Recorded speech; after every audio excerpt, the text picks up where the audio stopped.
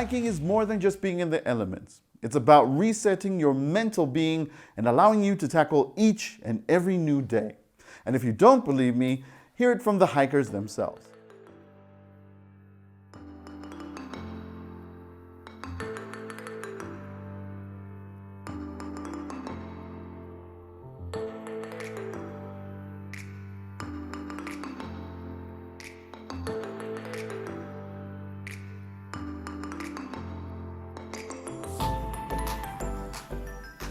I was going through a lot in life a couple of years ago, and then a friend of mine invited me for a hike.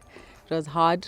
I didn't have the right shoes. It was a difficult trail and it was messy. But the feeling that I got after the hike, I was like, I want to do this again.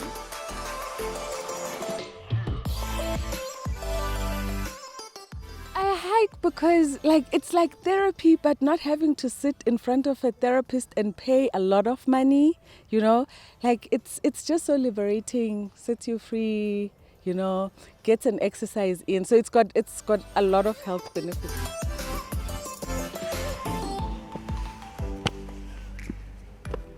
I did my first hike with Siolo. It was about 18 kilometers. That was my first hike.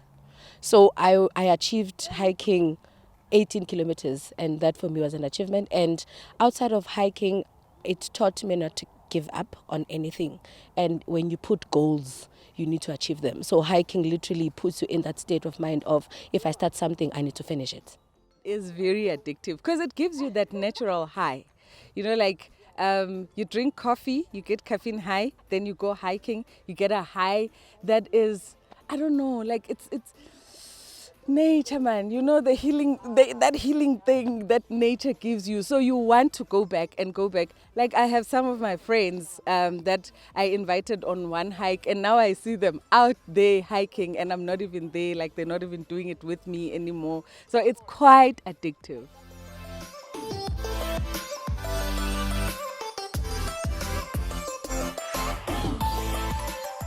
I mainly focus on my mentality. Not to trip, not to fall. You're cautious of where you're going, how are you stepping, when are you stepping, and how are you supposed to take that step. So because some trails have stones, so you find that you need to concentrate more on the walking, and your mindset needs to be on the right space.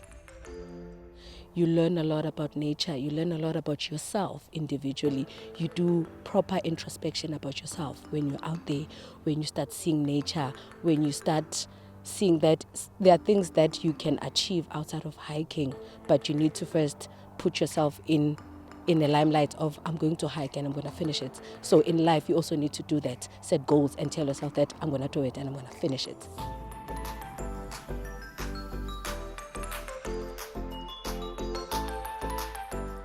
I think more than anything, I've learned to take in moments a lot, because with nature, obviously when you're there, you have to take in everything.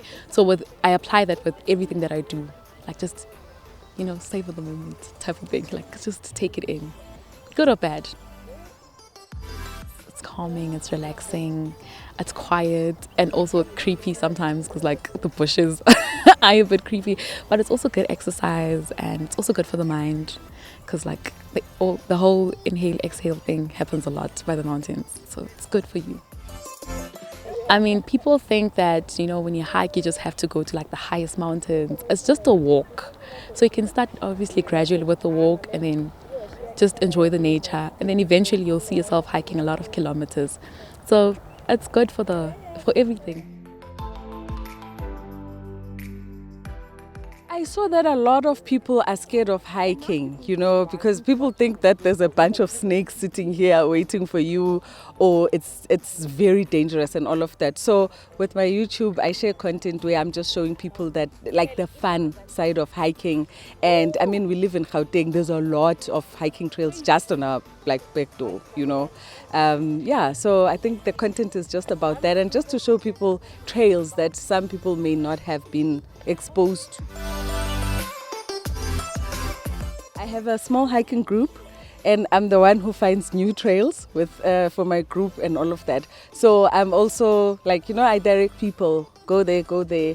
If you depending on fitness levels, how much time do you want to spend outdoors and all of that. some of the changes have been I lost weight, I'm happier. If I'm having like a difficult week, I have something to look forward to for the weekend, so it keeps me going.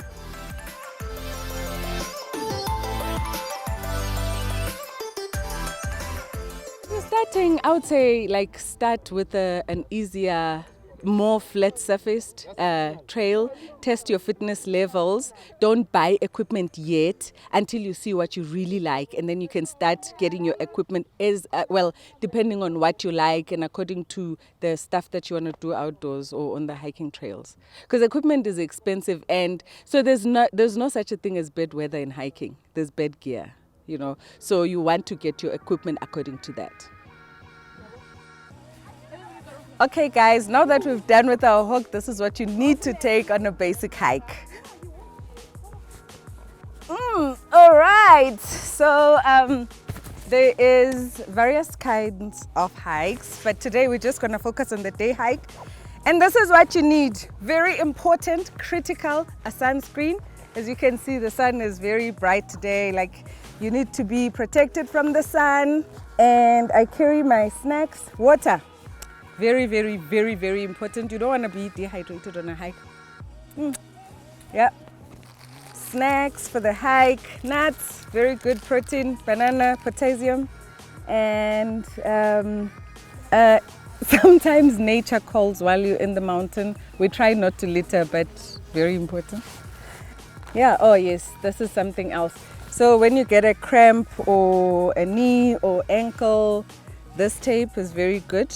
Yeah, and then very important, shoes. Hiking shoes are your best investment for hiking, especially when you start doing more hectic and more difficult hikes. But in the beginning, if you just have good sneakers with good sole cushioning, then you're good.